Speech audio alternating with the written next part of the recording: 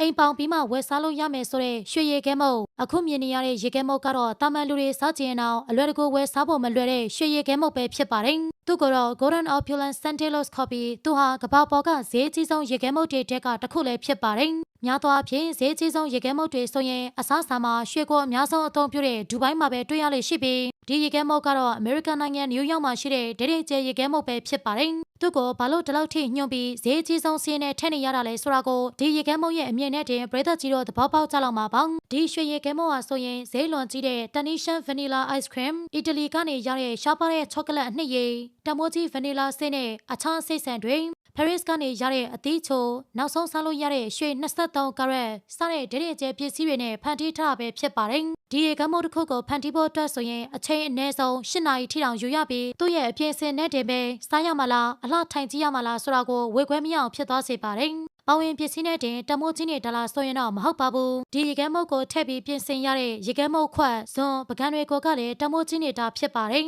ရွှေရေခဲမုတ်ကိုထည့်ပြီးပြင်ဆင်ရတဲ့ဖန်ခွက်ကလည်းအကောင်းဆုံးဖန်ခွက်ပဲဖြစ်ပြီးအခြားပြင်ဆင်တွေဖြစ်တဲ့အောက်ခံပကံပြားနဲ့ဇွန်တွေကအစတကယ်ရွှေဇွန်ရွှေပကံတွေပဲဖြစ်ပါတယ်ဒါကြောင့်ရွှေလင်းဘန်းနဲ့အချင်းမစေးခဲ့ရပေမဲ့ရွှေလင်းဘန်းနဲ့ရေခဲမုတ်ထည့်စားပူးခြင်းရင်တော့ဒီ Golden Opulence Sunday ကိုတောင်းရောက်စားသုံးကြည့်တင်ပါတယ်သူ့ရဲ့ဈေးကတော့ဒေါ်လာ1000နဲ့အထက်မှာရှိတာကြောင့်တစ်ခါစားနိုင်ဖို့ဈေးကတော့ရှိသမျှပေါင်ထားရမယ်ဆိုတာသေချာပေါက်ပါပဲ